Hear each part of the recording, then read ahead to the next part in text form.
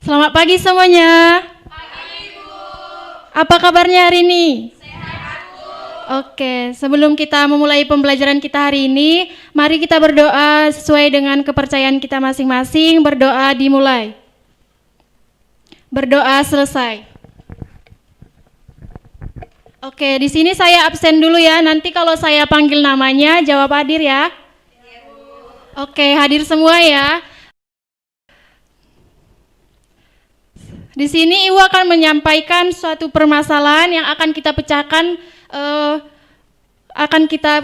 Yang dimana permasalahannya di sini siapa yang pernah menunggu lama ketika mengisi daya ponsel. Misalnya meskipun sudah dicolokkan charger, tapi ponselnya masih lama penuh. Kira-kira kenapa ya hal itu terjadi? Siapa yang sering mengalaminya itu? Oke, banyak ya yang sering mengalami itu. Nah, hari ini kita akan mencari tahu mengapa hal itu bisa terjadi. Kita akan menggunakan konsep fisika yaitu hukum Ohm. Yang dimana tujuan pembelajaran kita hari ini yang pertama itu menyelesaikan masalah nyata menggunakan hukum Ohm, menghitung arus, tegangan, dan daya dalam rangkaian listrik, menjelaskan kenapa charger ponsel bisa lama mengisi penuh meskipun sudah dicolokkan menggunakan hukum Ohm. Untuk memahami kenapa pengisian daya itu bisa lama, kita perlu tahu dulu konsep dasar dari kelistrikan. Yang pertama itu kita harus tahu pengertian hukum Ohm. Hukum Ohm itu merupakan hukum dasar di dalam rangkaian elektronik yang menjelaskan hubungan antara tegangan, kuat arus listrik, serta hambatan listrik dalam suatu rangkaian. Hukum Ohm berbunyi yaitu besar kuat arus listrik atau I yang mengalir melalui sebuah pengantar atau konduktor akan berbanding lurus dengan beda potensial atau tegangan atau V yang diterapkan kepadanya dan berbanding terbalik dengan hambatannya atau R. Rumus dari hukum Ohm sendiri yaitu V sama dengan I kali R atau I sama dengan V per R atau R sama dengan V per P atau P sama dengan V kali I.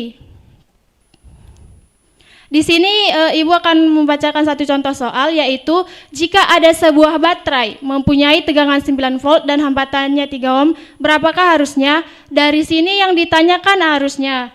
Berarti kita menggunakan rumus yang mana nih? Yang I sama dengan V dibagi R.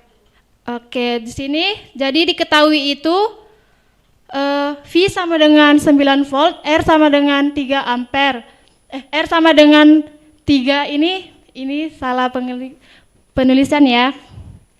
Jadi penyelesaiannya yaitu I sama dengan V per R, jadi I sama dengan 9 per 3 dan I sama dengan 3 ampere. Oke, di sini saya akan membagi kalian dalam 2 kelompok dan berdiskusi. Kalian akan menggunakan data berikut yang dimana tugas kalian itu yang pertama hitung besar arus yang mengalir, yang kedua hitung daya yang hilang dalam bentuk panas pada kabel charger, yang ketiga jelaskan kenapa pengisian bisa lama berdasarkan hukum Ohm. Saya akan bagi 2 kelompok yaitu kelompok pertama ada Erwin dan Ayu, Dwi dan Catherine, kelompok kedua ada Christine, Dea, Apri, Cindy dan Karin.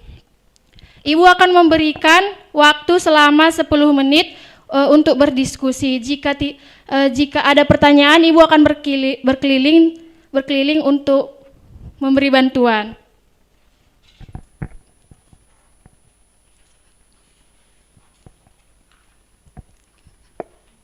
Waktunya sudah habis ya. Di sini Ibu akan meminta setiap kelompok mempresentasikan hasil diskusinya. Untuk kelompok 1 boleh mempresentasikannya. Kelompok 1 siapa mau ingin mempresentasikannya? Oke.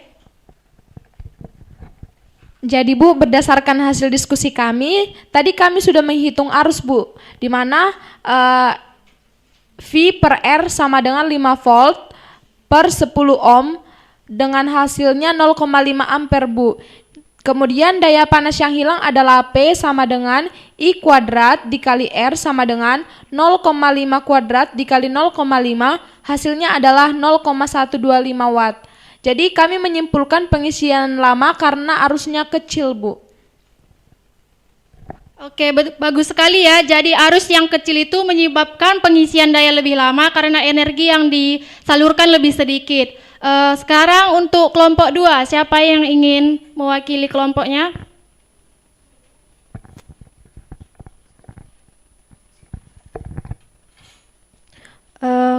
Kami kelompok 2, jika hambatan kabel lebih besar, maka daya yang hilang akan lebih besar dan itu bisa membuat pengisian semakin lama, Bu.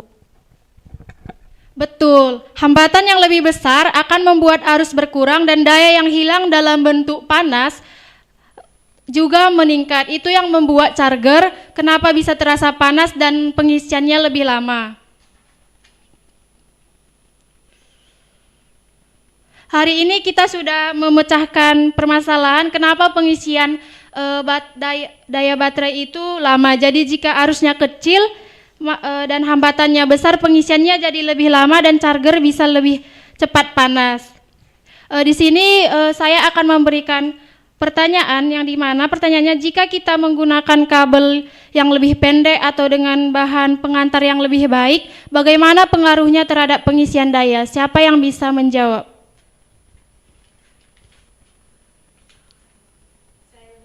Oke.